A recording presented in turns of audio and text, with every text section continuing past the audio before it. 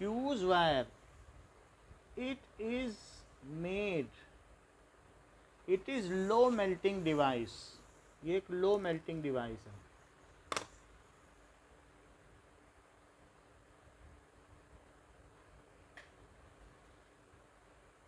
Device which does not allow more than rated current to pass through it, rated current to pass through it, इसमें से rated current से ज़्यादा current नहीं पास हो सकती। Now fuse wire is made of,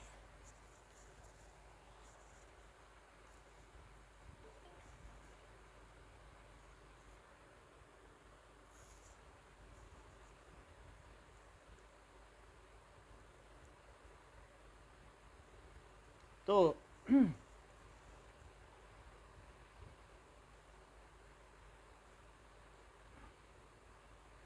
it is made of lead and tin, ये किसका बना हुआ होता है? एलॉय है। It is alloy made of lead and tin.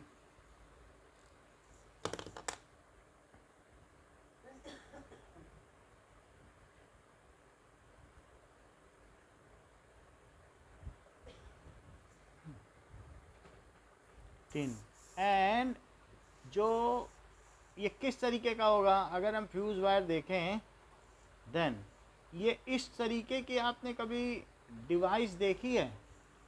इस तरीके की बहुत छोटी सी होगी। नहीं हेलोजन नहीं है, बहुत छोटा सा होगा, मैं दिखाता हूँ आपको। आपके सर्किट में भी लगा हुआ रहता है। तो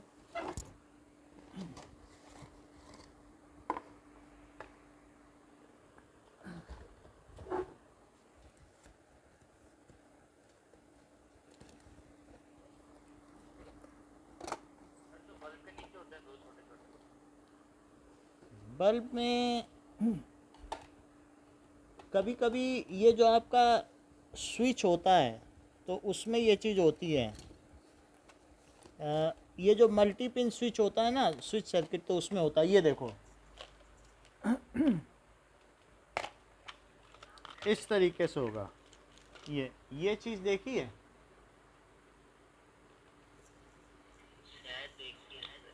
ये देखो इस तरीके का, तो इसके अंदर एक वायर है। तो ये हर चीज़ में होगा, चाहे आप फैन में हो या आयरन में हो, इसमें से अगर करंट 5 एम्पियर जानी है, उससे ज़्यादा चली जाएगी तो इसके अंदर का वायर है। बहुत ध्यान से देखो तो इसके अंदर एक वायर भी दिखेगा, और पता नहीं दिख रहा है कि नहीं, लेकिन एक इसके अंदर वायर है, पतला सा वायर है। ठीक है, so that it looks in this, इसमें देखोगे तो दिख जाएगा, हमारे में तो नहीं दिखेगा। यहाँ दिख रहा है? ठीक है, तो इस फ्यूज वायर में ये जो है फ्यूज, इसमें एक वायर है, दिख रहा? तो ये क्या काम करता है? So it is low melting device. छोटे भी आते हैं बड़े भी आते हैं, मेरे पास दोनों तरीके के हैं। ये देखो छोटे भी हैं और बड़े भी हैं, इस तरीके से आप देखें। Now it is both of kind. समझ में आ गई ना बात आपको? तो ये हर एक अप्लियंस में रखता है, जिससे कि एक कॉस्टली अप्लियंस 50 पैसे का एक होता है। सो इट इज़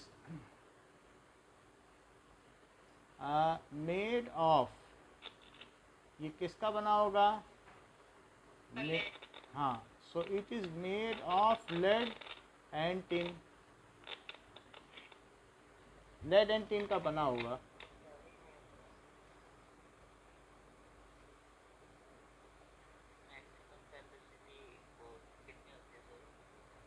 अब देखिए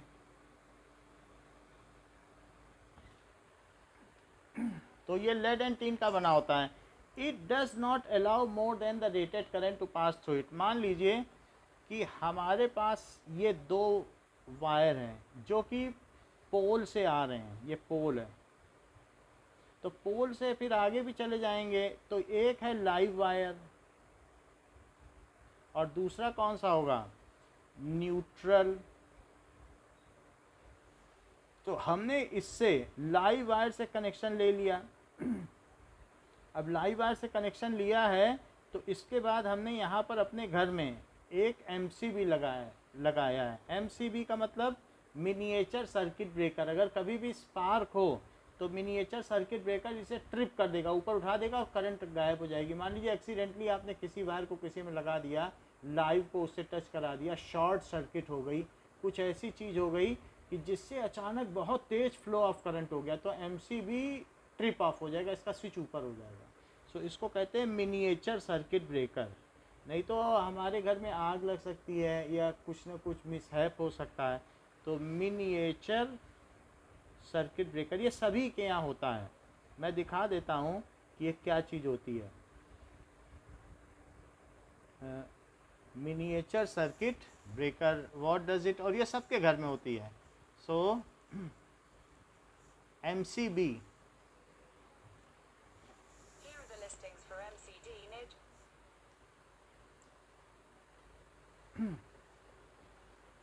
इट इज़ लाइक दिस। तो ये आप लोगों ने देखा है मिनिएचर सर्किट ब्रेकर, ये देखो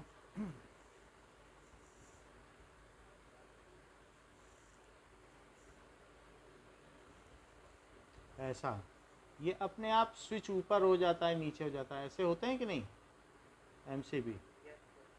तो इस तरीके का स्विच होता है, ऊपर अपने आप ट्रिप हो जाता है, कहते हैं एमसीबी ट्रिप हो गया होगा, यही बात बोली जाती कि नहीं। तो घर के बाहर सबके होता है। तो एमसीबी से होते हुए इसमें बहुत सारे ऑन ऑफ स्विच होंगे, वो अपने आप ट्रिप हो जाएंगे। तो ये एमसीबी है। फिर उसके बाद यहाँ पर एक फ्यूज़ वायर लगा है, ये जो अभी मैंने आपको दिखाया है ये है फ्यूज़ वायर, इससे होके जाएगा। तो ये भी किसी न किसी चीज़ में इनकेस होगा। फिर इसके बाद यहाँ पर एक सॉकेट होगा। तो सॉकेट से हमने मान लीजिए बल्ब जलाया, तो ये बल्ब जलाया हमने, और ये जो दूसरा वाला है वो कहाँ लेके चले गए, that will be through switch, switch से होते हुए वो न्यूट्रल में गया। बोलिए। इसलिए क्योंकि अगर if there is a sudden rise in current, अगर कहीं पर कोई वियरिंग हो गई है वायर की और जिसकी वजह से ये दोनों वायर इसके आपस में टच कर रहे हैं, तो वो बाईपास कर देगा रजिस्टर को। जैसे ये दो वायर हैं और इससे जाना चाहिए, और हम जानते हैं कि हमारे घर में जो भी वायर है वो ब्रेडेड होते हैं, चोटी की तरह गुहे हुए रहते हैं कि नहीं। और उसके बाद फिर ये किससे जाते हैं, ये बल्ब से जा रहे हैं, ये बल्ब है। However, in any case, if they all यहाँ पर ये मिल गए तो करंट यहाँ से आएगी और यहीं से वापस चली जाएगी, फिर आगे थोड़ी ना जाएगी। उसको कहते हैं कि उसने रजिस्टर को बाईपास कर दिया, यानी शॉर्ट सर्किट हो गया। और जब किसी भी रजिस्टर में अगर रेजिस्टेंस ही नहीं रहेगा तो कितनी करंट फ्लो करेगी बताओ, क्या इनफाइनाइट करंट फ्लो करेगी? अगर इनफाइनाइट करंट फ्लो करेगी तो जूल हीटिंग लॉ के हिसाब से बताओ हीट कितनी प्रोड्यूस होगी? बहुत ज़्यादा होगी। तो ऐसे केस में स्पार्क होता है। तो इसलिए इसको कहते हैं शॉर्ट सर्किट। कहीं पर अगर तार कट गया है, टूट गया है, पुराना हो गया है, तो ऐसे केस में स्पार्क होता है। तो जैसे ही सडन राइज इन करंट हुआ तो एमसीबी ट्रिप हो जाता है और वो करंट नहीं जाने देता है। लेकिन जिसके घर में एमसीबी नहीं है तो वहाँ फ्यूज़ वायर है। It does not allow more than the rated current to flow. In case more than the rated current flows, then by Joule's heating law, it gets heated up, और उस समय इसके melting point से ऊपर इसका चला जाता है टेम्परेचर, और ये मेल्ट हो जाता है और सर्किट को कट ऑफ कर देता है। So there are fuse wires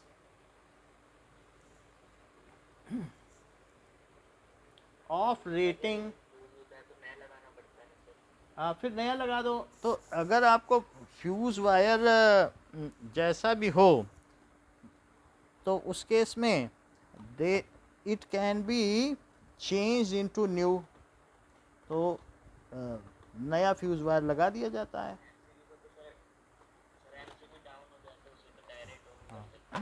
that is these are the fuse wires. ये सब फ्यूज़ वायर्स ही हैं। तो आप देखो ये सब फ्यूज़ वायर्स इसमें दिखाए गए हैं। तो it is fuse wire only.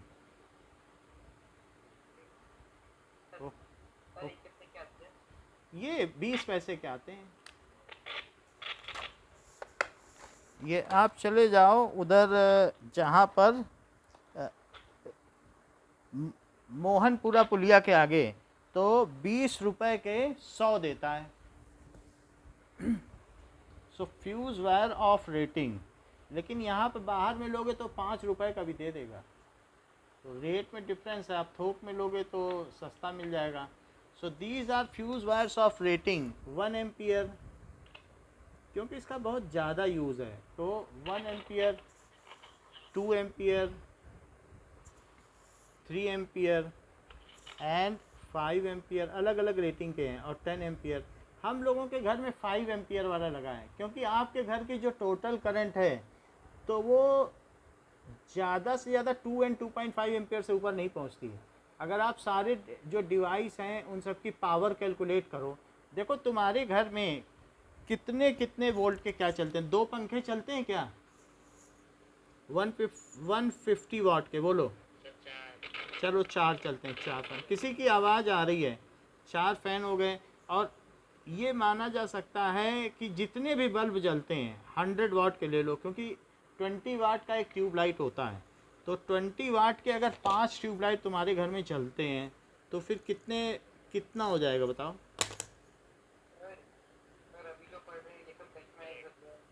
ये है ना आपके पेज में 218।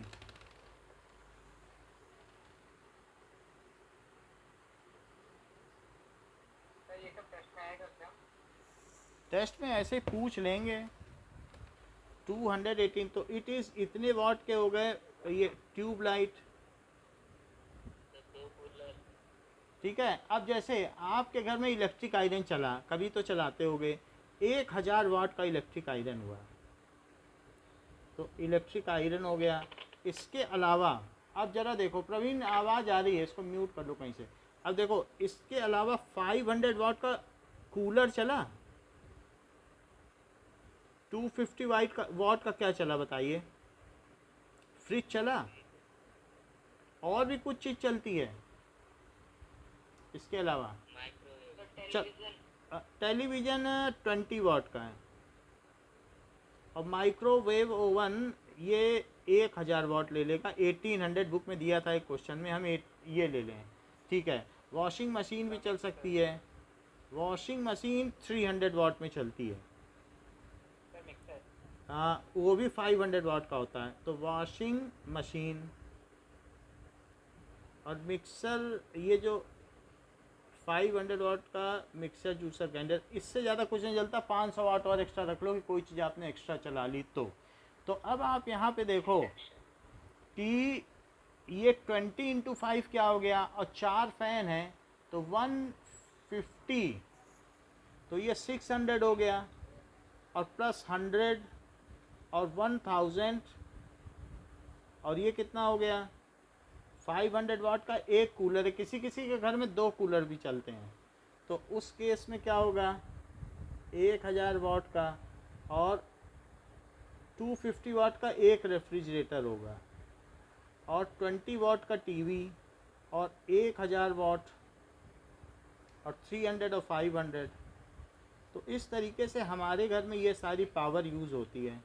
नाउ लेट अस, एसी भी अगर किसी के में तो 2000 वाट का एसी होगा, तो फिर एसी होगा तो कूलर नहीं चलेगा। लेकिन जो भी है, तो it is now how much, ये 0 हो गया, सेकंड डिजिट पे 2 और 5 7 हो गया, फिर थर्ड डिजिट पे 6 1 7 8 9 9 3 12 12 प्लस 5 17 1 आ गया। तो 1 2 3 4 5 6 है, 6 मैंने ले लिया। चलो ये आपका 700 वाट है, 7000 वाट किसके करीब ले लिया? अच्छा P क्या होता है? VI। तो अगर आप सोच रहे हो कि हम इतना चलाएंगे तो V कितना है आपके घर में? 220। और I ज़रा देखो कितना है, तो I is equals to 7000 by 220। तो जीरो से जीरो कट गया, और 22 से इसे कट करो तो 22 3 जा 22 3 जा 66। अब कितना बचा? 40। भाई 22 3 जा 66, तो 4 बचा 40। तो 40 का क्या मतलब हुआ? 22 2 जा 44, तो 32 एम्पियर का आपको स्विच ये चाहिए।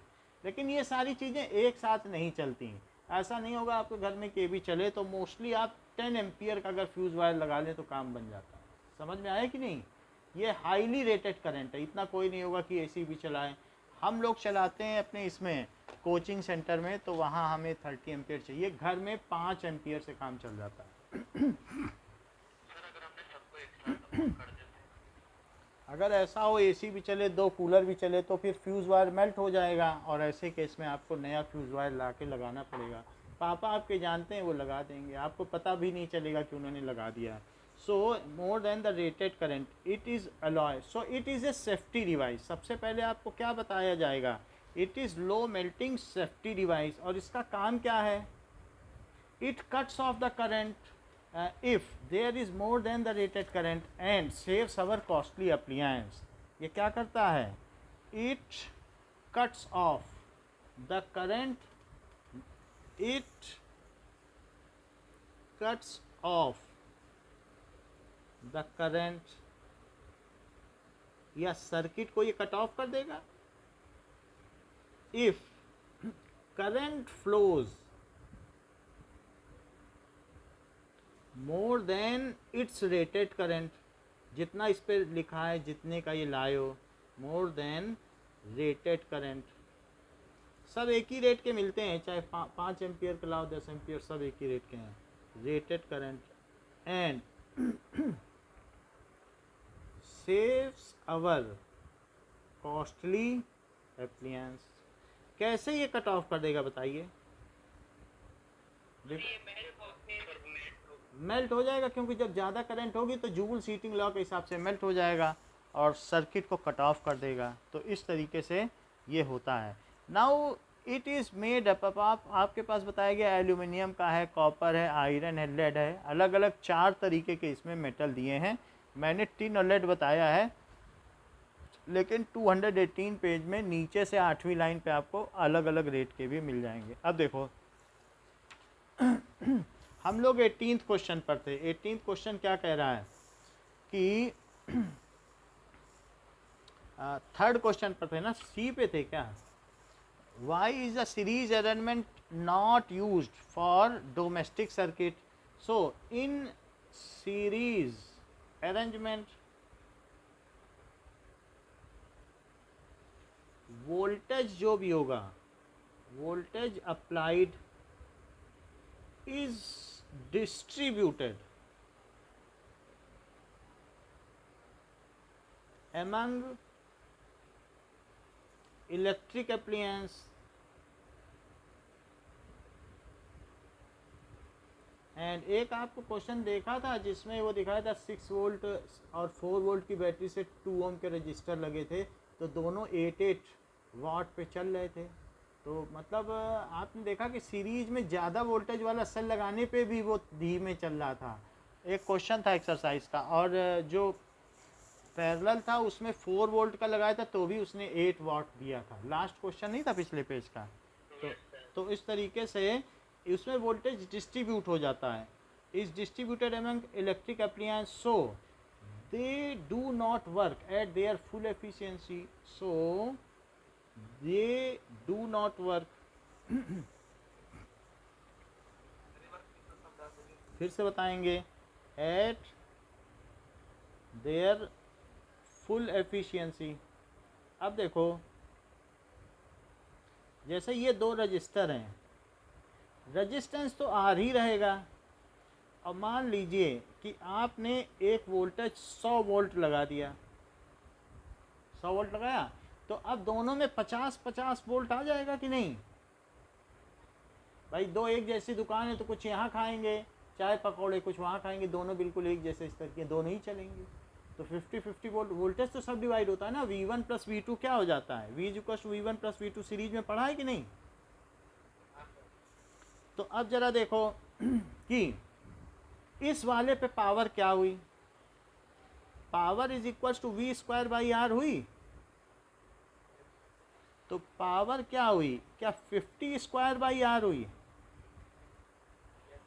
अच्छा वही मैं यहाँ पे लगा दूँ और दोनों को पैरेलल में लगा दूँ तो, और ये 100 वॉट पे 100 वोल्ट पे लगाऊं तो इन दोनों का भी वही रेजिस्टेंस है आर आर, और इस केस में भी 100 वोल्ट होगी क्योंकि पैरेलल में तो वोल्टेज सेम रहता है।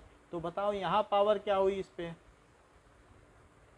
V स्क्वायर बाई आर, तो क्या हो जाएगी, क्या 100 स्क्वायर बाई आर हो जाएगी। तो बताओ किस केस में ज़्यादा तेज़ी से चलेगा अप्लायंस। ये तो 2500 बाई आर है वॉट, और ये 1 2 3 4 बाई आर, तो 4 गुना तेजी से चला कि नहीं चला।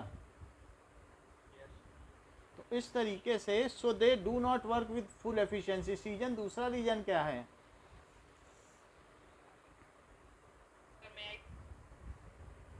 हाँ बोलो यश। सर जब एक रजिस्टर खराब हो जाए तो सर वो सर्किट ब्रेक हो जाता है। हाँ इफ और बताओ। हाँ बोलो। सर उसमें सर डिफरेंट स्विचिंग ऑप्शन भी नहीं रहते हैं। हाँ if with one register goes faulty in series combination then complete circuit opens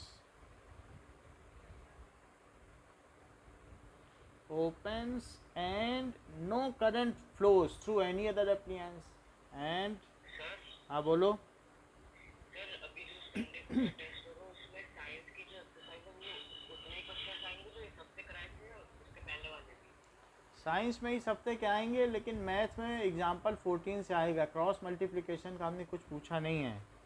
no current flows through any, sir जो आज पढ़ा रहे हैं वो भी आएगा ना कल। हाँ एप्लियंस। और तीसरी बात क्या है, no switching options are available, no switching options are available in series combination, no switching separate switching options, no separate switching, सबको एक साथ चलाना पड़ेगा, is available in, सीरीज में ओवरऑल रेजिस्टेंस भी ज़्यादा हो जाती है तो करंट कम फ्लो करता है। ये भी बात सही है, इन सीरीज कॉम्बिनेशन। खैर हमें ओवरऑल से और इन सब से मतलब नहीं, हमारा अप्लायंस चलना चाहिए जो कि नहीं चल रहा है। ठीक है चलिए अब देखो, next is how does the resistance of a wire vary with its area of cross section. तो रेजिस्टेंस ऑफ ए वेरी, कनीषा बताओ, हाँ बोलो। Do not just have intermittent talking, it interrupts the other disciples. हाँ sir वो बोला sir कि exercise 3.4 अभी तक आपने नहीं पढ़ाई सर, लेकिन वो आ चुकी है कुछ। जितना पढ़ाया है इस वीक, टेस्ट ले लिया उसने। अब तो हमें उतना याद नहीं, हम पीछे वाले टेस्ट पेपर से देखते हैं कहाँ तक पूछा है, बस वहीं से ही हम कर लेते हैं। ठीक है तो जहाँ तक पूछा गया है उसी के आगे पूछ लेंगे। अनीशा बताइए, how does the resistance of a wire vary with area of cross section.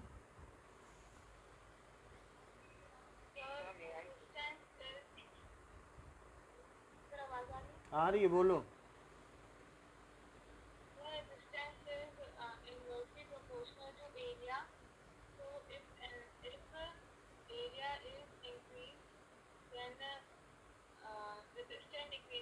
ठीक है, the resistance is inversely proportional to area, that is r is inversely proportional to area. So if cross sectional area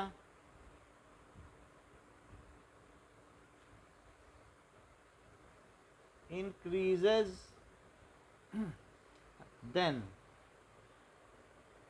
resistance decreases। यही बात है।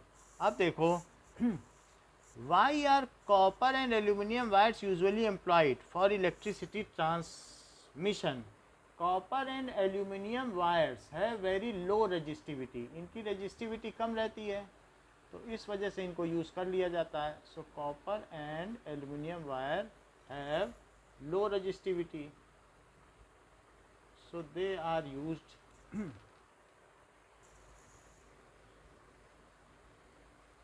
Aluminium की क्या resistivity है?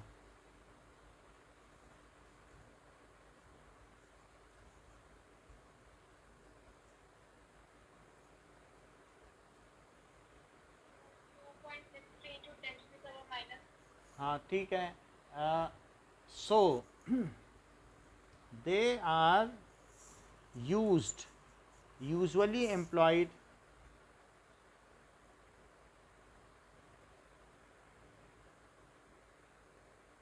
For electricity transmission.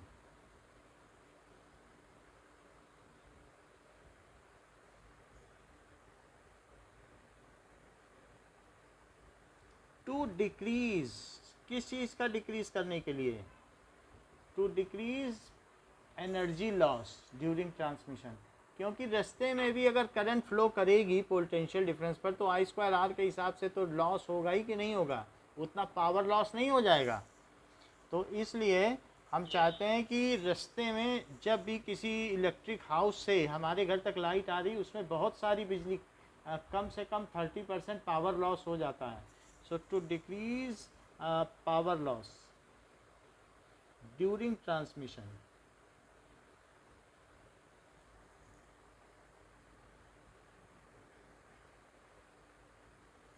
ठीक है। इस चैप्टर का तो सब कुछ हो गया है। अब जब नेक्स्ट बारी फिर बोलो क्या अफोर्डेबल होता है? अफोर्डेबल भी है, सो इट इज़ चीपर, ठीक है, इस वजह से भी इसका यूज़ किया जा सकता है। अब देखो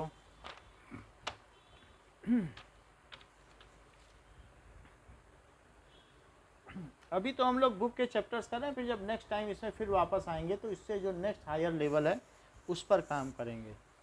अभी सिर्फ बुक का ही पढ़िए। Now life processes.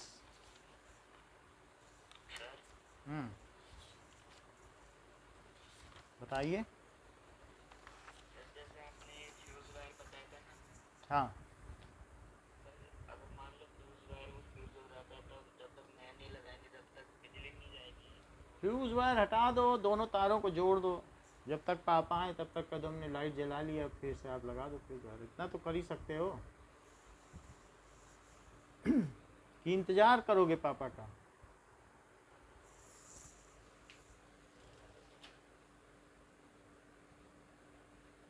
सभी ऐसा करते हैं, आप सीजन से पूछ लो वो भी यही करता है।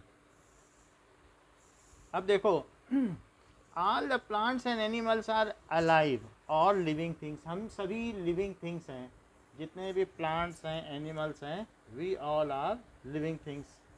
सो what is the criteria that something is alive? The most important criteria कि क्या क्या चीज़ें होती हैं। All the living things move them self without any external help. So all living things क्या क्या करती हैं? कैन, ये क्या कर सकती हैं? Move by themselves. सब तो नहीं कर सकती हैं, प्लांट नहीं कर सकते हैं, move by themselves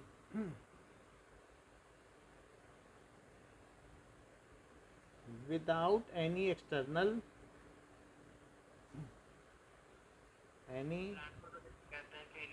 external help, वो खुद कर सकते हैं। जैसे कि आपने देखा होगा कि प्लांट्स में भी मूवमेंट होता है, लेकिन सनफ्लावर ग्रोथ होती है, तो हम ये देख सकते हैं कि जैसे सनफ्लावर में क्या होता है कि सारे सनफ्लावर उधर ही मूव कर लेते हैं जिधर सूरज होता है, वो दूसरी तरफ मुंह नहीं करते हैं, सूरज मुड़ा नहीं कि उन्होंने अपना मुंह बदला नहीं। तो इस तरीके से in case of sunflower, all the sunflower only move with the sunshine, ऐसा होता है। तो थोड़ा बहुत तो मूवमेंट प्लांट में भी देखने को मिल जाता है।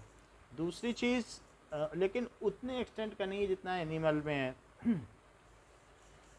नाउ, और टच मी नॉट, जो छुई मुई का पौधा है उसको टच करो तो सिकुड़ जाता है, ऐसा भी देखने को मिला है। एनिमल्स कैन लोकोमोट, ठीक है, पिचर प्लांट है, पिचर प्लांट में भी यही चीज़ होता है, नाइट्रोजीनियस है, वो कीड़ों को खा जाता है। दूसरी चीज़ कि movement vary from one scale to another, movement कम या ज़्यादा भी हो सकता है। सो मूवमेंट वेरी, ठीक है, from one scale to another, किसी में थोड़ा मूवमेंट है, किसी में ज़्यादा, लेकिन लिविंग थिंग्स हमें तभी पता चलता है कि वो मूव कर रहा है या नहीं। अगर कर रहा है तो उसमें मूवमेंट है तो वो जीवित है, नहीं तो प्लांट भी मर जाएगा। अगर उसमें कुछ ऐसा मूवमेंट नहीं है तो that means it is dead. इसके अलावा क्या होता है कि that is all living things में क्या होता है, need nutrition, they need nutrition to sustain life process, sustain life, external external क्या लिखा है वो ऊपर? क्या, ऊपर क्या लिखा है वो? Without external help, without any external, बिना किसी बाहरी हेल्प के वो मूव कर सकते हैं, they can move without any external help. ये गाड़ी नहीं है, कार नहीं है कि बाहर से कोई चलाए तब चलेंगे, ये अपने आप चलते हैं। सारे एनिमल्स जो लिविंग बींग्स हैं दे मूव, कोई तो बहुत स्विफ्टली चलता है, जैसे टाइगर है तो वो कितनी तेज़ी से चलता है, 150 माइल पर आवर से भी चल लेता है। तो सब में अलग अलग तरीके का एक्सटेंट ऑफ मूवमेंट है। They need nutrition to sustain life processes, सबको एनर्जी की ज़रूरत होती है। तो प्लांट्स न्यूट्रिशन के तौर पर क्या लेता है, plant use CO2 and water, ज़मीन से पानी लेता है, हवा से CO2, ठीक है, एज न्यूट्रिशन, जो कि इनऑर्गेनिक है। वाइल एनिमल्स क्या लेते हैं, take, so animal take prepared food, animal prepared food लेते हैं for their nutrition. Prepared food का मतलब ग्लूकोज, C6H12O6 चाहिए, तो हम ये सब लेते हैं।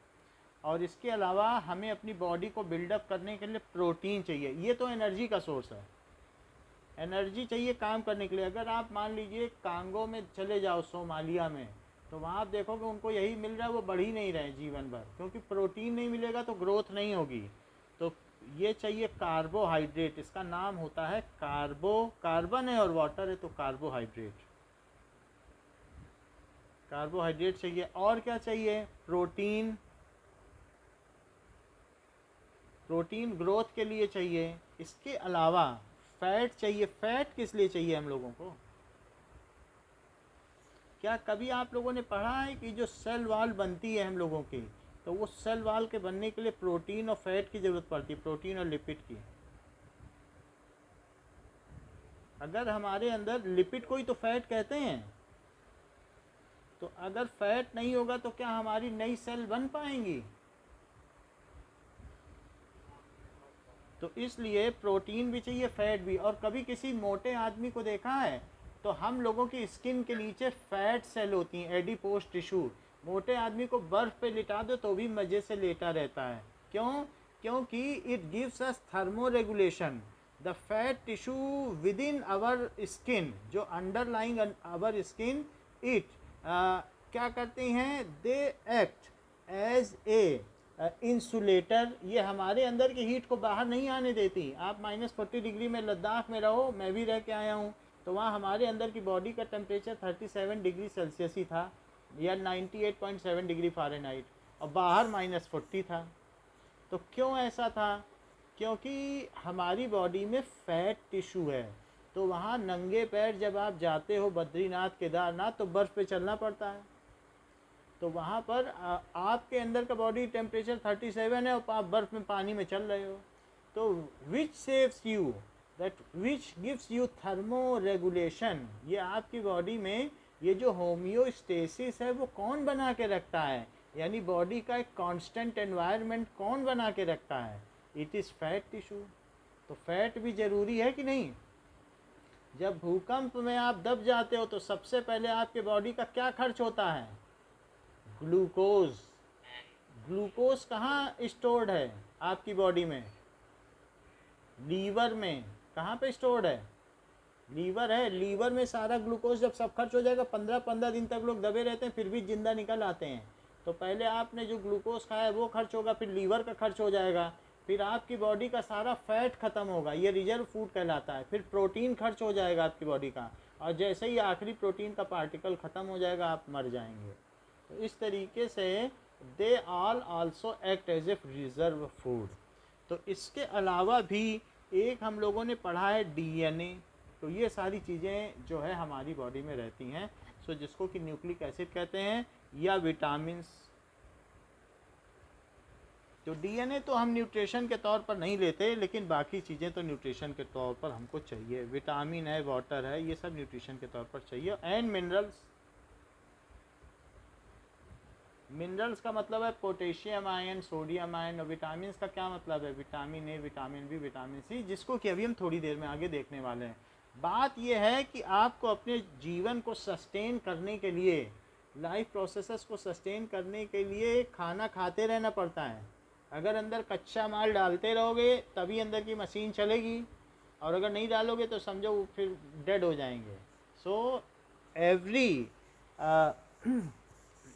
Living body needs nutrition. पहला क्या बताया कि उनमें लोकोमोशन होता है, उनमें चलना फिरना होता है। लोकोमोशन का मतलब क्या होता है?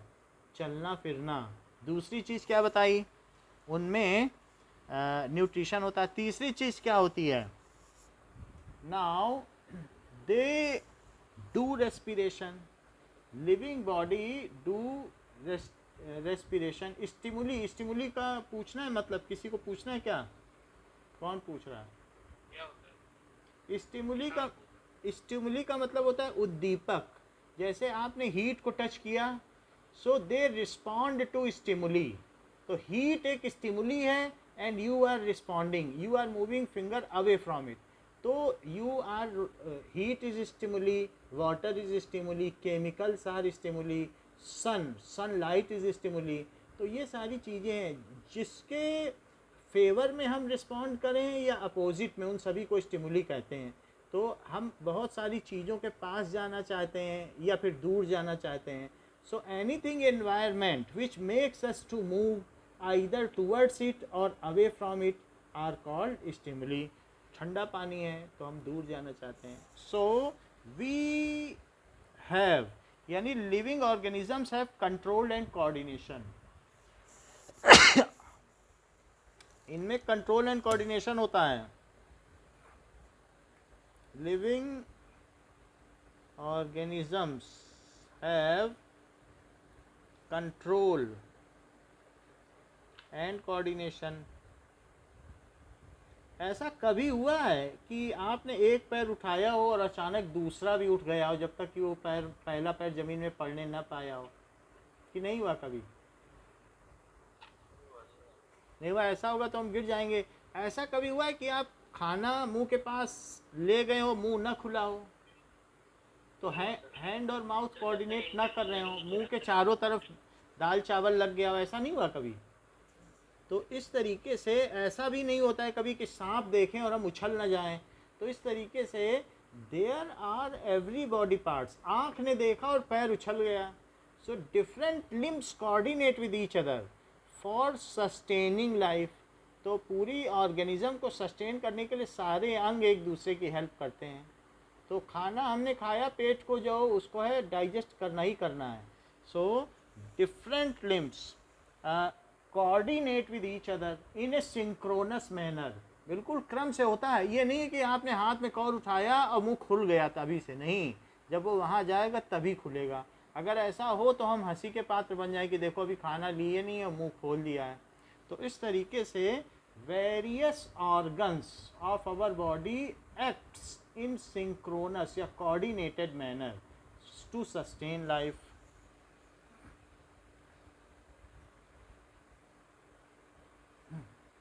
इन आवर बॉडी, ठीक है, एक्ट इन कोऑर्डिनेटेड मैनर।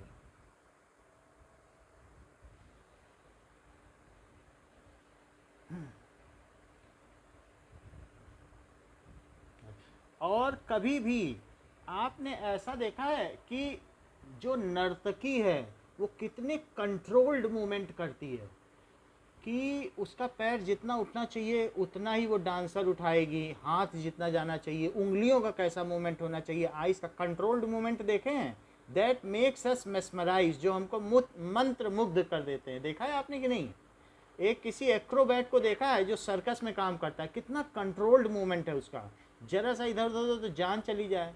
या जो एक अच्छा खिलाड़ी है, वेल वर्स्ड खिलाड़ी है, वो बॉल को कैसे कैच ले रहा है, उछल के कैच ले रहा है, उसका कंट्रोल्ड मूवमेंट देखा है किस तरीके से है। वरना कोई नोविस खिलाड़ी हो, नौसिखिया खिलाड़ी हो तो कैच गंवा बैठे। So you are seeing such kinds of movements in your life कि कंट्रोल्ड भी है। हम हाथ अगर उठाना चाहते हैं मुंह तक तो क्या वो सर तक पहुंच जाता है कि मुंह तक ही जाता है? सो it is not only coordinated manner, our body movements, our limbs movements are also controlled.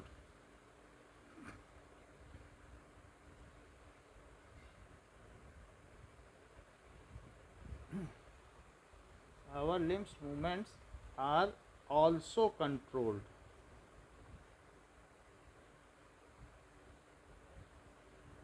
तो कंट्रोल एंड कोऑर्डिनेशन का हमारे जीवन में बहुत महत्व है, ये भी यहाँ पर बताया गया। और ये भी एक तरीके का सिम्पटम है, लाइफ प्रोसेसेस है। नेक्स्ट देखो, ग्रोथ और living organism grow.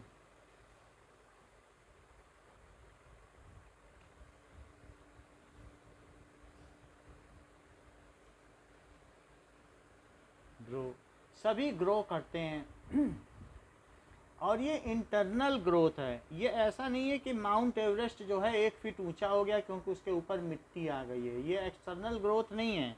This growth is of biomass, उसका वजन बढ़ा है, उसके अंदर कोशिकाएं, सेल्स बढ़ी हैं।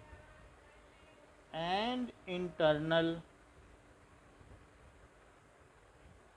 सभी में ये होता है कि नहीं ग्रोथ? बोलो, प्लांट में भी और एनिमल में। बताइए सीजन। लो, सीजन ने तो मना कर दिया, बोले नहीं होता। क्यों मना किया? क्योंकि सीजन ये बात जानते हैं कि जब सीड जर्मिनेट करता है, जब बीज को जमीन के अंदर डाला जाता है और उसमें से छोटे छोटे प्लांटलेट निकलते हैं तो उस समय उसका वजन गिर जाता है। तो सीजन को ये एक्सेप्शन भली प्रकार से मालूम था, इसीलिए उन्होंने कहा कि सर सब में तो नहीं होता। However in general growth is seen. Germination को छोड़ दें तो सभी में ग्रोथ है। इसके अलावा वी रिस्पॉन्ड करते हैं, so we respond to stimuli. Plant भी करते हैं। अभी हमने आपको दिखाया ना सनफ्लावर का पेड़ कैसे वो हीट को रिस्पॉन्ड कर रहा है, रिस्पॉन्ड टू स्टिमुली। अगर आपने किसी भी प्लांट में, स्टिमुली का मतलब है उद्दीपक, that is any external object which make us to move either towards itself और अवे फ्रॉम इट। बाहर की ऐसी कोई भी चीज़ जो हमें या तो अपनी ओर बुला ले या हमको अपने से रिपेल करे, उसको स्टिमुली कहते हैं। सो दैट इज स्टिमुली का मतलब फायर हो सकता है, ठीक है, स्टिमुली हो सकता है वाटर, केमिकल, सनलाइट। तो हम लोग इन सभी चीज़ों पे रिस्पॉन्ड करते हैं, सनलाइट। और इसी तरीके से ग्रेविटी, जो प्लांट है वो तो ग्रेविटी पे भी रिस्पॉन्ड करते हैं, तो उसके लिए स्टिमुली हुआ। जरा देखो कि मान लीजिए, और टच, हाँ बोलिए, ये सब स्टिमुली। क्या, यही सब है स्टिमुली। बाकी तो न्यूट्रिशन के लिए हम जा ही रहे हैं। इन ये जैसे टच है, तो टच से हम दूर भी भाग सकते हैं। तो प्लांट्स को अगर सहलाओगे तो उसमें हो सकता है इट फील्स, या किसी, तो स्टिमुली की तरफ भी जा सकते हैं, दूर भी जा सकते हैं। अब ये देखो, प्लांट में अगर आपने यहाँ एक कटोरी पानी या एक गमले में रख दिया पानी, तो इसकी जड़ें यहाँ तक चली जाएंगी। तो इस तरीके से हमने देखा है कि वो रिस्पॉन्ड करते हैं। कुछ ऐसे प्लांट्स हैं कि सड़क के दूसरी तरफ पाइपलाइन थी, वो वहाँ तक उसकी जड़ें पहुँच गईं और उसको फोड़ के पाइपलाइन से पानी लेने लग गए। So such also instances have been seen. तो they move either towards, respond तो करते हैं। Now living things are sensitive to changes around them. तो जो भी है स्टिमुली पे रिस्पॉन्ड करते हैं, and they are also sensitive to changes around them. कुछ चेंज हो रहा है तो फिर वो वहाँ रह भी सकते हैं या बदल सकते हैं। So living things are sensitive to changes around them.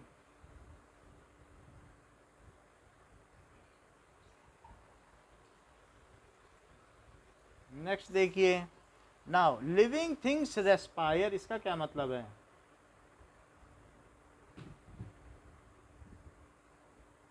Respire का ईशान क्या मतलब होगा?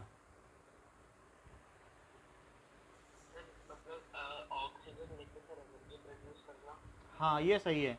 वो C6H12O6 में ऑक्सीजन लेते हैं और माइटोकॉन्ड्रिया के अंदर, इसकी वजह से क्या होगा, 6CO2 + 6H2O और 38 ATP एनर्जी प्रोड्यूस हो जाती है। ATP का मतलब क्या है? ये एडिनोसिन है, ठीक है, उसको हम देख लेंगे एडिनोसिन क्या होता है। डीएनए में एडिनोसिन, गुआनिन, थाइमिन और साइटोसिन होता है, वो हम बाद में देख लेंगे। लेकिन फॉस्फेट मॉलिक्यूल होता है और उसमें वो एक और फॉस्फेट मॉलिक्यूल जोड़ देता है। तो एडिनोसिन, हाँ वो सब ठीक है। एडिनोसिन, बिल्कुल सही कह रहे हैं, एडिनोसिन डाइफॉस्फेट को ये किस में कन्वर्ट कर देता है? एडिनोसिन ट्राइफॉस्फेट, इसको किस में कन्वर्ट कर दिया इसने? Adenosine triphosphate. तो इसको कहेंगे ATP, एडिनोसिन ट्राइफॉस्फेट।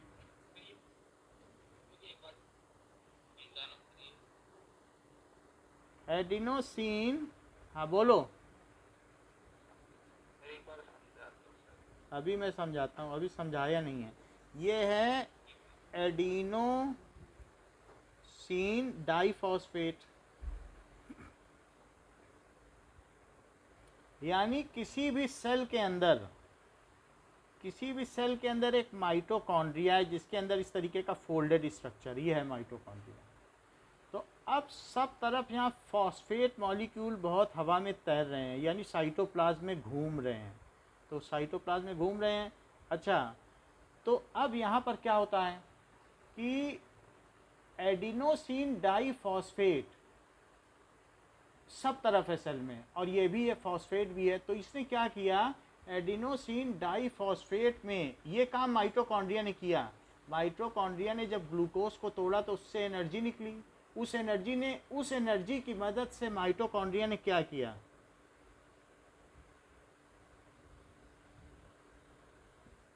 ये एडिनोसिन है। एडिनोसिन में ये सब कार्बन कार्बन है। एडिनोसिन में इसने क्या जोड़ दिया बताओ? फॉस्फेट जोड़ दिया कि नहीं? पहले कितने फॉस्फेट जोड़े थे? PO4 को फॉस्फेट कहते हैं, डाइफॉस्फेट है। ये जो चीज़ है ये एनर्जी लेस है, इसमें कोई एनर्जी नहीं है। और ये जब एक फॉस्फेट जुड़ जाएगा तो क्या हो जाएगा, ट्राईफॉस्फेट। क्या ये एनर्जी करेंसी है, बोलो? इसमें एनर्जी है। माइटोकॉन्ड्रिया बना बना के एडिनोसिन ट्राईफॉस्फेट भेजता है कि ये लो गाल्जी ऑपरेटस एटीपी लो, एटीपी लो, एनर्जी लो। क्योंकि सभी को जो है काम करने के लिए एनर्जी चाहिए। रात को आप खाना खा के सोते हो, सुबह फिर भूख लग जाती है जबकि कुछ काम ही नहीं किया। कहाँ जाती है सारी एनर्जी? 70% 80% ये हमारे लाइफ प्रोसेसेस में चली जाती है। जो बॉडी में रेस्पिरेशन हो रहा है, सेलुलर मेंटेनेंस है, वही सब कंज्यूम हो जाती है। सिर्फ 20% से ही हम लोकोमोशन करते हैं, घूमना फिरना, खाने की खोज करना। तो अब ये इसने सबको दिया, माइटोकॉन्ड्रिया ने बना बना के। लाइजोसोम को दिया, प्लास्टिड्स को दिया, गाल्जी ऑपरेटस को दिया, एंडोप्लाज्मिक रेटिकुलम को दिया, और जितने भी और हैं वैक्यूल्स को दिया। उन्होंने इसकी एनर्जी यूज़ की, अपना काम किया, जो बायोकेमिकल रिएक्शंस की, और फिर से तोड़ के किस में बदल दिया, एडीपी।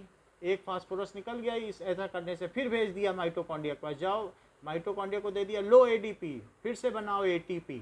तो माइटोकॉन्ड्रिया ने सबका एडीपी लिया और ग्लूकोज की मदद से 38 नए एटीपी तैयार किए। एक ग्लूकोज मॉलिक्यूल को ये यदि तोड़ता है तो उससे 38 नए एटीपी बनाता है।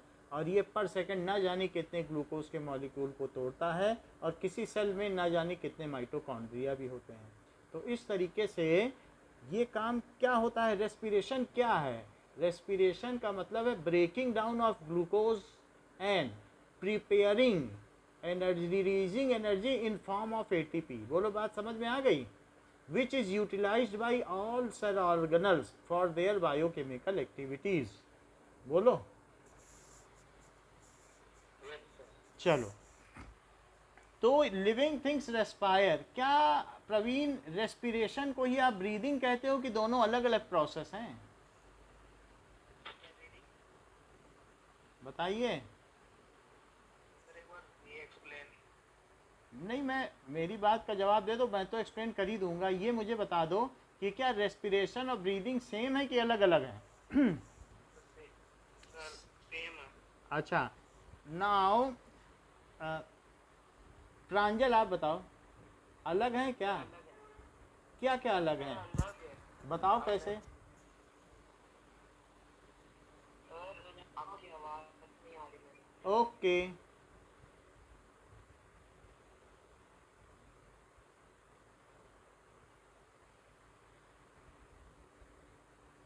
मैंने पहले ही मैसेज कर दिया था, तो अभी सच में नहीं आ रही थी यार मेरे को क्लियर आवाज।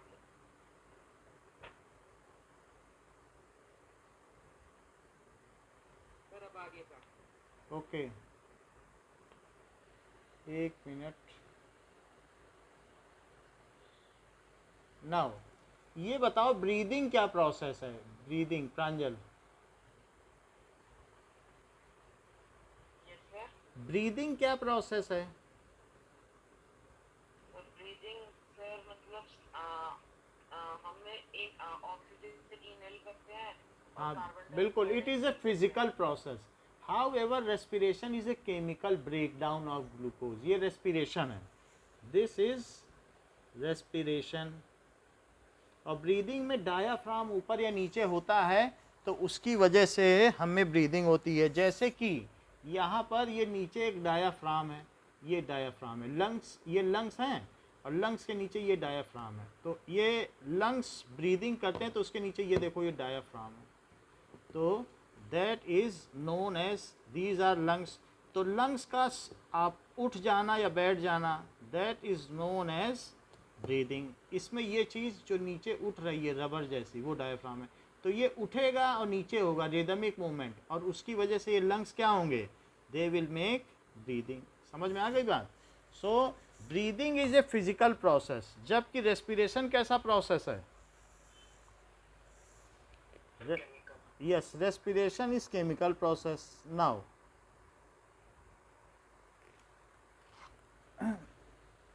अब देखिए,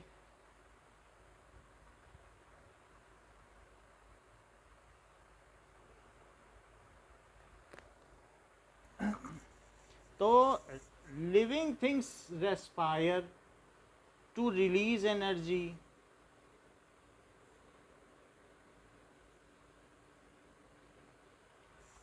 ओके इसके अलावा लिविंग थिंग्स और क्या करते होंगे? Living things excrete. एक्सक्रीट का मतलब है कि जो उनके अंदर वेस्ट सब्सटेंस हैं उनको बाहर फेंक देना। लिविंग थिंग्स, हाँ बोलो। एक्सक्रीट का क्या मतलब है? जो बॉडी में हम लोगों के जैसे ह्यूमन एक्सक्रीटा है या यूरिनेट करते हैं या स्वेट है, स्वेट ग्लैंड्स है, इन सब चीज़ों से हम बाहर निकाल देते हैं। और प्लांट्स कैसे निकालते हैं? प्लांट्स में कभी गोंद देखा है? गम, रेजिन, सुबेरिन, लिग्निन, ये सब निकाले जाते हैं प्लांट से कि नहीं? या इसके अलावा जो उसकी बार्क है, प्लांट की जो आउटर बार्क है वो भी तो धीरे धीरे से वियर आउट होती है, सबसे बाहर की छाल। तो और कभी विल्टिंग ऑफ लीव्स भी होती हैं, कभी फॉलिंग ऑफ ट्रीज, ये फ्रूट्स भी होता है, ये भी एक्सक्रीशन का एक मोड है। So living things excrete, they expel waste substance out of it, they expel waste substance out of them, ये काम भी करते हैं। लिविंग थिंग्स ऑल्सो रिप्रोड्यूस, चाहे कोई छोटा से छोटा भी हो, अमीबा हो या पैरामीशियम में, अगर वो रिप्रोड्यूस नहीं करेगा तो उसकी स्पीसीज खत्म हो जाएगी। Living things reproduce,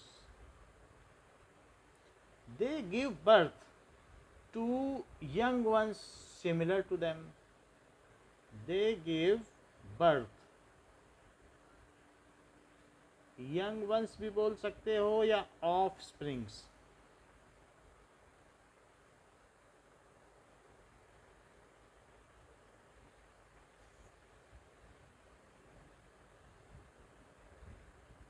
to them. अच्छा, कई बार ऐसा भी होता है कि जैसे घोड़ा और गधा आपस में मेटिंग करें तो म्यूल पैदा होता है, हॉर्स एंड डंकी, वो खच्चर कहलाता है। But that can not produce child.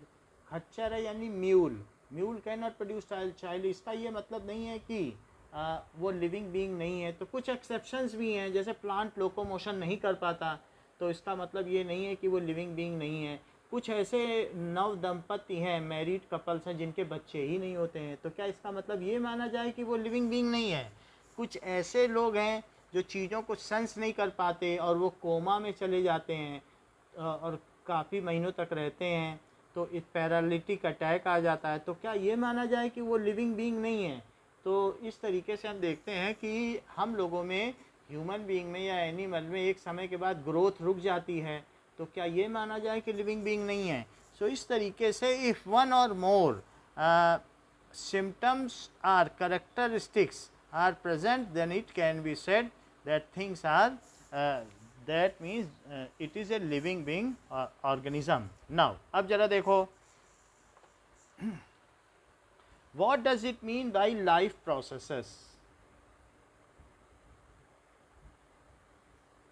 The basic functions performed by living organism, the basic functions performed by living organism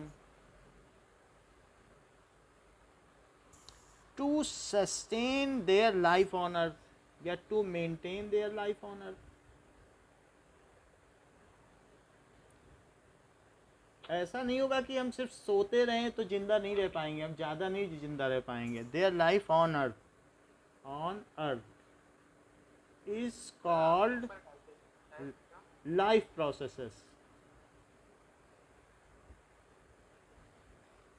Anisa repeat करो।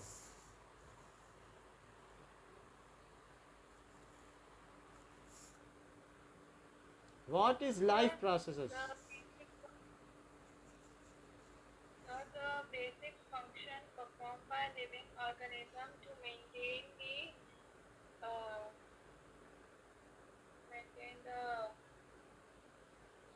maintain their life on earth are known as life processes. to ठीक है, हाँ ठीक है। It includes, इसमें क्या क्या चीज़ें आती हैं? इट इंक्लूड्स न्यूट्रिशन, रेस्पिरेशन, सांस लेना, ठीक है, ट्रांसपोर्टेशन, जैसे हम लोगों की बॉडी में क्या होता है, ट्रांसपोर्टेशन, बता देना अगर वैसे साफ नहीं दिखाए तो बता देना, पोर्टेशन, कि जैसे ब्लड सर्कुलेट करता है तो ट्रांसपोर्टेशन है कि नहीं, सो इट इज़ ट्रांसपोर्टेशन। एक्सक्रीशन, चीज़ों का बाहर निकलना, control and coordination, control and coordination,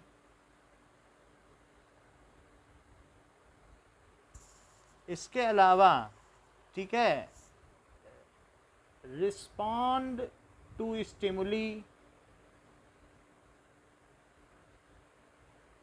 उद्दीपकों के प्रति उनका रिस्पॉन्ड,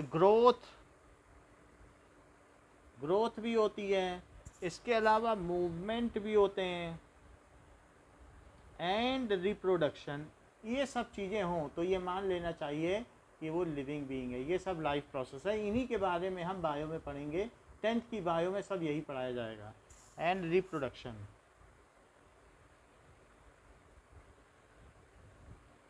अब देखो नाउ सबसे पहले हम देखेंगे न्यूट्रिशन। सो सबसे पहली चीज़ आती है कि हम लोगों में न्यूट्रिशन की क्यों ज़रूरत पड़ती है। सो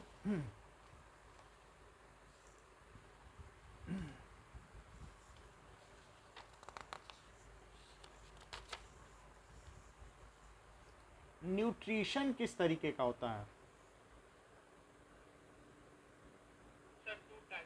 हाँ, that is taking either of raw material, भी हो सकता है हम रॉ मटेरियल खाएं, इनऑर्गेनिक सब्सटेंस जैसे प्लांट लेते हैं, और जो कुछ ऐसे होते हैं कि प्रिपेयर्ड फूड भी ले सकते हैं। तो दो तरीके का होता है जैसा कि यश ने बताया, इट इज़ ऑटोट्रोपिक,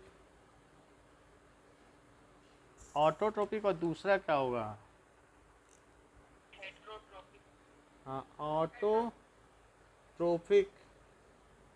और heterotrophic.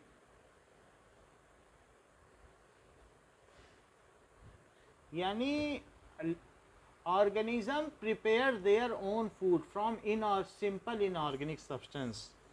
Organism prepare their own food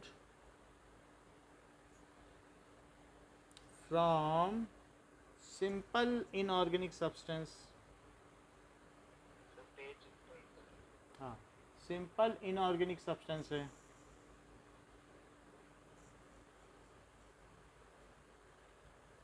जैसे कि CO2 और H2O, ये इनऑर्गेनिक है।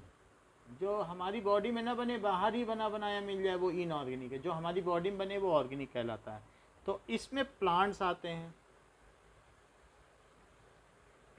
ऑटोट्रोपिक, ऑटोट्रोपिक में भी कुछ ऐसे हैं जो अपना फूड सनलाइट में बनाते हैं, तो उनको कहते हैं फोटोट्रोपिक। और कुछ ऐसा है जो केमिकल से बना लेते हैं, जैसे कि डीप सी में फास्फोरस से अपना खाना बना लिया। मछलियाँ चमकती हुई दिखाई पड़ती हैं, शाइनिंग, बिजली जैसी निकलती उनमें, ऐसा देखा है कभी एक्वेरियम में? तो उनमें कीमोट्रोपिक है। जो केमिकल से खाना बनाए वो कीमोट्रोपिक, और जो सनलाइट से खाना बनाए उनको क्या कहेंगे? That is phototropic. फोटो का मतलब मालूम है? रोशनी, प्रकाश। तो दो तरीके का होता है। कौन कौन सा होता है बताइए? फोटोट्रोपिक, सनलाइट में बनाए, और दूसरा केमिकल से बना ले तो chemotropic. So prepare their food in presence of sunlight, their food in presence of sunlight। ये प्लांट्स ऐसा करते हैं। और प्लांट्स हैं, और कभी काई उगी देखी है एल्गे पानी में, green algae, blue green algae, काई सी उगी रहती हरी हरी, वो सब भी ऐसा करते हैं। जबकि प्रिपेयर देयर फूड वो कैसे करेंगे, in with help of chemical, chemical से बनाए। बोलो, सर फंगी किसमें आती है? विद हेल्प ऑफ केमिकल, ऐसा कुछ बैक्टीरिया करते हैं जिसको साइनो बैक्टीरिया कहा जाता है, हम सिर्फ बैक्टीरिया लिख दे रहे हैं। तो ऐसा कुछ बैक्टीरिया करते हैं जो अपना खाना केमिकल से बनाते हैं। बाकी आगे की क्लासेस में तो आप जान ही लोगे। अब ज़रा देखो आपकी बात का उत्तर कि हीट्रोट्रोपिक किस तरीके से होगा। हीट्रोट्रोपिक, तो हीट्रोट्रोपिक के मोड क्या हैं? Heterotrophic, they can not prepare their food, so they take prepared food, so they take prepared food for nutrition। ये खुद खाना नहीं बना सकते हैं, इसलिए ये खुद करते हैं, ठीक है। नाउ कुछ ऐसे होते हैं जो होलोजोइक होते हैं, खाना शरीर के अंदर लिया और अंदर पचाया। दे इंजेस्ट फूड एंड अंदर खाना ले लिया and digest with in their body, they ingest food. क्या हम लोग होलोजोइक हैं? Yes, sir. हाँ, sir holozoic sir and digest inside body, खाने को अंदर पचा लिया। अच्छा, दूसरे ऐसे होते हैं पैरासाइटिक, पैरा खाना अंदर ही बनता है। होलो, होलो का मतलब पूरा का पूरा खा लिया। अच्छा, जैसे कुछ ऐसे होते हैं कि खाने को पचा नहीं पाते, उनके अंदर जो है स्टमक नहीं होता है, उनके अंदर इंटेस्टाइन नहीं होता। जैसे हमारे माउथ में पाए जाने वाले स्ट्रेप्टोकोकस बैक्टीरिया, वो अपने मुंह से एसिड निकाल के खाने को बाहर सड़ाएंगे हमारे दांतों में, और उसी से सड़ जाएंगे जब हमारे दांत, तो उनसे जो एनर्जी निकलेगी उस एनर्जी को खाएंगे। वो वो खाने को अपने अंदर नहीं लेते। जैसे फ्रूट्स में कुछ ऐसे बैक्टीरिया पाए जाते हैं उसके ट्विग में, डंठल में, उसके पेटियोल में, तो वो क्या करेंगे, अंगूर को बाहरी बार सड़ा देंगे और उसकी एनर्जी खाएंगे। Because they do not have capacity, उनके पास वो खाने को पचाने वाला तंत्र नहीं है। दे do not have a well developed digestive system. तो ऐसे में वो क्या करेंगे कि होलोजोइक है। होलोजोइक में क्या आप हमें बता सकते हैं कि होलोजोइक के कौन से 3 टाइप्स हैं? सर होलो किसके सर? होलोजोइक सही बता रहे हो? बता दो एक बार, शुरुआत सही थी। सर होलोजोइक तो खुद एक टाइप है ना सर, हेट्रो। ये ठीक बताया। सो कार्निवोर जो मीट खाएं, हर्बीवोर, हाँ, omnivore, so they eat meat, और ये herbivore eat plants। ये कह सकते हैं कि they live on plant and plant products, और eat both meat and plant, meat को या फ्लैश एंड प्लांट। तो हम लोग किस में आएंगे? ऑमनीवोर। और ये हर्बीवोर हैं। हर्बीवोर में जैसे गोट आ गई और ये लायन आ गए। लेकिन पैरासाइटिक कौन है? जो, हाँ, जैसे राउंड वॉर्म हो गए, राउंड वॉर्म। अमर बेल देखी है जो दूसरे पेड़ पे लिपट जाती है और उसका रस चूसती रहती है? Yes sir. अमर बेल, कस्क्यूटा, अमर बेल को कस्क्यूटा कहते हैं। कस्क्यूटा। अच्छा, इसी तरीके से सेप्रोफाइट कौन होते हैं? हाँ, दे लिव ऑन, बिल्कुल बिल्कुल, they live on sir mushroom, dead on decaying organism, they sir flies हो सकते हैं ना? live on dead, नहीं हो सकते हैं, and decaying animals, sir flies हो तो सकती है सर, वो भी तो ऐसे करते हैं। कौन? सर जो भी सर खाना लेती है सर, वो पहले अपना जूस निकालती हैं, फिर वो डाइजेस्ट करते हैं जूस को, ऐसा वही कुछ खा- नहीं है, फ्लाइज जो है वो एनिमेलिया में आती है, उसमें अच्छा खासा डाइजेस्टिव सिस्टम होगा, बहुत छोटे छोटे जो बैक्टीरिया हैं वो सब ऐसा करते हैं।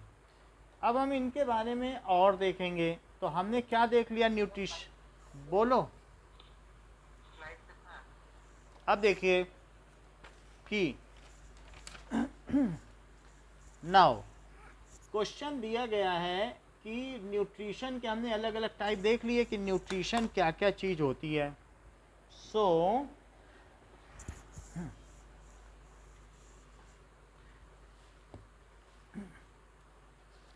लेट अस सी कि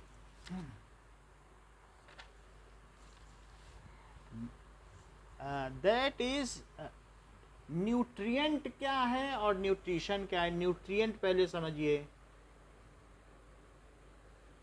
न्यूट्रिएंट होगा तभी तो न्यूट्रिशन होगा। ए nutrient a substance which an organism obtain from surrounding, a substance which an organism obtain from surrounding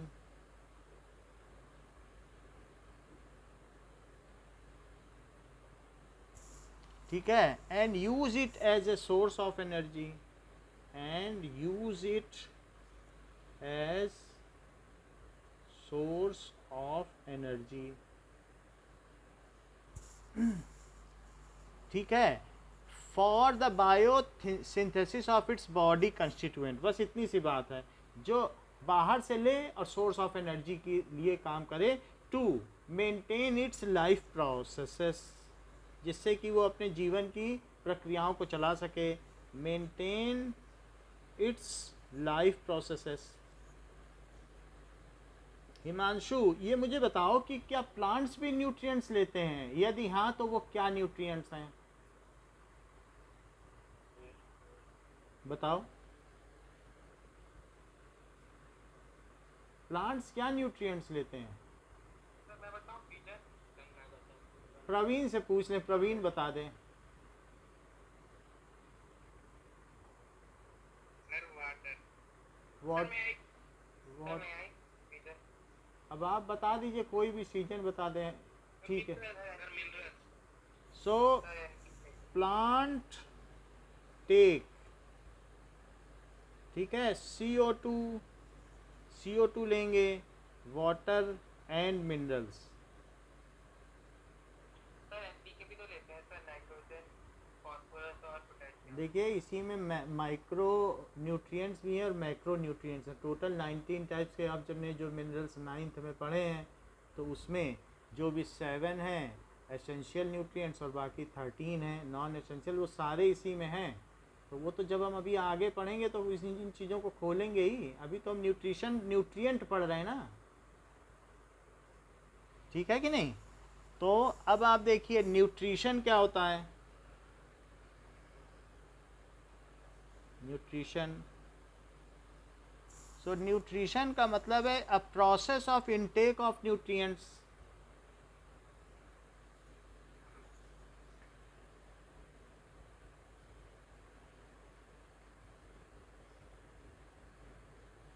जो प्रक्रिया है मुंह में खाना ले जाने की और क्या लेने की, इनटेक ऑफ न्यूट्रिएंट्स। लाइक क्या क्या लेना, कार्बोहाइड्रेट, कार्बोहाइड्रेट, तो कार्बोहाइड्रेट लेना, और क्या लेना, फैट लेना, प्रोटीन लेना, ये सारी चीज़ें लेना, मिनरल्स लेना, विटामिन्स लेना, ये सारी चीज़ें लेना, एंड वाटर भी लेना, वाटर हमें भी चाहिए। by an organism, by an organism and utilizing it for their life processes, and utilizing it for their life processes, उसको न्यूट्रिशन कहते हैं कि कुछ ना कुछ लेना, इनटेक ऑफ न्यूट्रिएंट्स। तो ये हम लोगों के बारे में कहा गया है, लेकिन यहाँ CO2 और वाटर भी होना चाहिए, क्योंकि प्लांट के केस में न्यूट्रिशन वही है। फिर भी एक एग्जाम्पल है, इसको हमने उसमें मेन में नहीं रखा, ये उदाहरण के तौर पर बताया। अब देखो कार्बोहाइड्रेट क्या है। कार्बोहाइड्रेट यानी कार्बन अगर गीला हो जाए तो कहेंगे वेट कार्बन, उसको कार्बोहाइड्रेट कहते हैं। सो मेड ऑफ, ये किसका बना होता है? Made of CH&O and primary source of energy, primary source of energy. तो वेट कार्बन से इसका नाम निकला है। कार्बो का मतलब कार्बन और हाइड्रेट का मतलब वेट, तो वेट हाइड्रेट का मतलब और कार्बन। तो कुछ लोग ये समझते थे कि जैसे 6 कार्बन और 6 वाटर मॉलिक्यूल, 6 कार्बन में 6 वाटर मॉलिक्यूल डाल दो, उसको गीला कर दो तो वो C6H12O6 बन जाएगा। बाद में इसका स्ट्रक्चर कुछ और पता चला, लेकिन फिर भी इसका नाम कार्बोहाइड्रेट ही रहा। तो ये ग्लूकोज है। ये चीज़ क्या है? ग्लूकोज। ग्लूकोज क्या चीज़ है? ये क्या मीठी होती है? तो ये मोनोसैकेराइड है। ये सबसे छोटा मॉलिक्यूल है ग्लूकोज का। अच्छा जरा ये देखो, C6H12O6 और C6H12O6 दो ग्लूकोज को मिला दिया जाए और उनमें से पानी वाटर हटा दो तो क्या बन जाएगा बताओ? C12H22O11। एक वाटर हटा दो उसमें से। हाँ सही बता रहे हो। दिस इज केन शुगर या सुक्रोज, जैसा कि किसने बताया? ये प्रवीण ने। दैट इज गन्ने की शक्कर या सुक्रोज। ये क्या चीज़ है बताओ? इसमें से एक वाटर निकल गया, कंडेंस हो गई। ये कैसा प्रोसेस है? संघनन का, कंडेंसेशन। तो जब चीज़ें मिल जाती हैं, मर्ज हो जाएं, उसमें से वाटर हटा दिया अननेसेसरी की चीज़ें, तो ये सुक्रोज हो गया। ठीक है। अच्छा ग्लूकोज खाओगे और पानी पियोगे तुरंत टूट जाएगा, और चीनी खाओगे पानी पियोगे आधा घंटा लगेगा, क्योंकि पहले पानी इसको इसमें तोड़ेगा। चीनी खा के कभी ना दौड़ने लग जाना, आधे घंटे लगेगा। जब ये टूट के इसमें बनेगा तब जाके आगे का काम होगा। ग्लूकोज भी 38 ATP बनाएगा। समझ में आ गई बात? तो ये क्या डाइसैकेराइड है? दो मोनो शुगर मिल गई, बोलो। एक मैंने मोनोसैकेराइड बनाया सिंगल शुगर, और ये कैसा है? क्या डाइसैकेराइड है?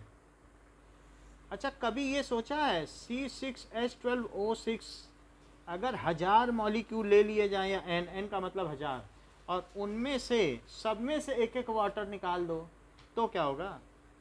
क्या C6H10O5 बनेगा और सब मिलजुल जाएंगे? सब 1000 मॉलिक्यूल एक साथ हो गए। क्या यही स्टार्च है जिसकी थोड़ी देर पहले हम बात कर रहे थे? क्या यही सेलुलोज है? क्या हम लोगों के लीवर में यही ग्लाइकोजन के तौर पर एकत्रित है? स्टार्च कहाँ होता है? फ्रूट में, फ्रूट कंटेन्स स्टार्च। पोटैटो में है, राइस में है, व्हीट में है।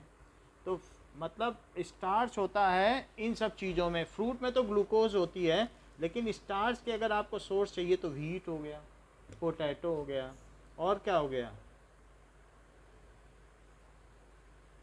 राइस भी होता है।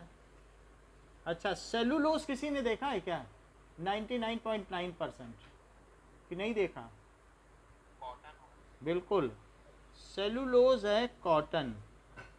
और ये जो पेपर है ये भी सेलुलोज है, लेकिन ये 98% है। ये जो मेज है जिसपे मैं लिख रहा हूँ वो 96% है। और ये जो पूरा वर्ल्ड है, बोलो। थोड़ा तेज बोलो। सर ग्राफ भी होता है ना सेलुलोज? ग्रास सेलुलोज है, और जो हम कपड़े पहनते हैं कॉटन के वो सब सेलुलोज हैं, और ये वर्ल्ड कहलाता है सेलुलॉइड वर्ल्ड, क्योंकि सब किसका बना है? सेलुलोज का। और यही फार्मूला ग्लाइकोजन का है। बताओ ग्लाइकोजन कहाँ पर इकट्ठा रहता है? लीवर में। तो सेलुलोज एक स्टोर्ड फूड है, ग्लाइकोजन एक स्टोर्ड फूड है। और सबके थोड़े थोड़े फार्मूले अलग हैं, 11th में हम देख लेंगे, ठीक है। जैसे आप समझ गए ना, तो कार्बोहाइड्रेट क्या है, कितने तरीके के हो सकते हैं?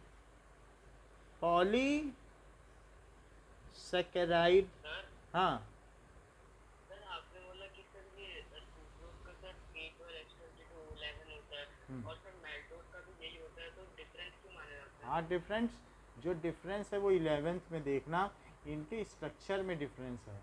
माल्टोज हुआ, और फिर हम इसी तरीके से सुक्रोज और लैक्टोज एक तरीके से होते हैं, तो उसलिए हम ये दोनों एक ही फार्मूले हैं। और फ्रक्टोज का भी यही फार्मूला है, तो ग्लूकोज और फ्रक्टोज के यही फार्मूले। दो देयर इज़ जो है इनके स्ट्रक्चर में बदलाव है, दैट वी विल सी। अलग अलग प्लांट अलग अलग तरीके से सैकराइड बनाते हैं, तो उनमें अलग अलग अंतर होता है, तो इसलिए that we will see later on. लेकिन कार्बोहाइड्रेट कौन से 3 तरीके के होते हैं?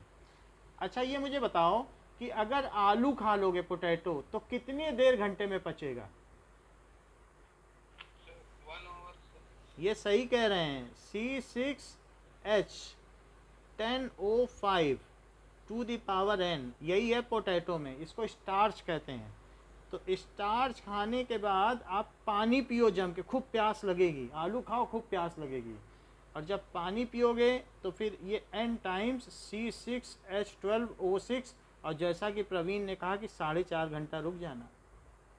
हर चीज़ इन्होंने सही बताई है। तो आलू खाओ तो इतनी देर में दौड़ो, और बताओ अगर C12H22O11 खाओ तो कितनी देर में दौड़ो?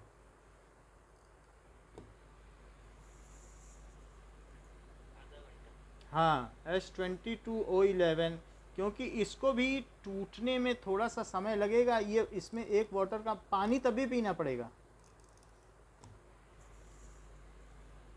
और वाटर चाहिए। वाटर में टूटने पे C6H12O6, जब तक ग्लूकोज नहीं बन जाता तब तक हमारी बॉडी में ब्रेकिंग डाउन नहीं होगी, तो इसमें हाफ आवर चाहिए ये काम हमें, ठीक है। और ग्लूकोज से तो सीधा एनर्जी मिल सकती है। ग्लूकोज खाओ तुरंत दौड़ो। ग्लूकॉन डी ये जान में जान डाल दे पीते ही। सो इस तरीके से 6CO2 प्लस 6H2O और प्लस 38 ATP। बोलो बात समझ में आ गई? कार्बोहाइड्रेट क्या होता है? यहाँ तक बात सही है? Yes sir. तो हम लोगों ने देख लिया कि न्यूट्रिशन क्या होता है, that we have seen about all about nutrition, ठीक है। Now what does it mean by mode of nutrition? Mode of nutrition क्या है?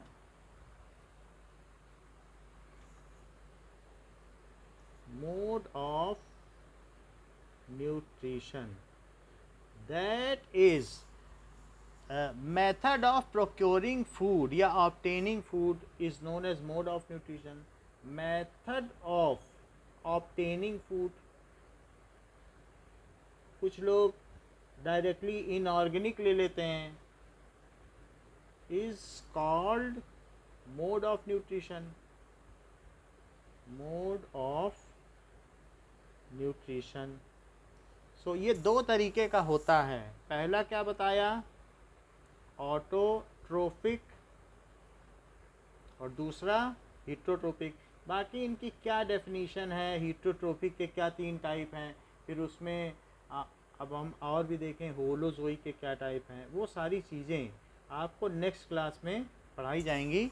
अभी मैं आज का यहीं तक रखता हूँ और इनके नोट्स आपको सेंड कर देता हूँ। Thank you, thank you sir. Welcome. Chapter मत पूछिएगा बोलो। सर, कल ये चैप्टर आएगा क्या? चैप्टर में कुछ कुछ चीज़ें ध्यान रख लो।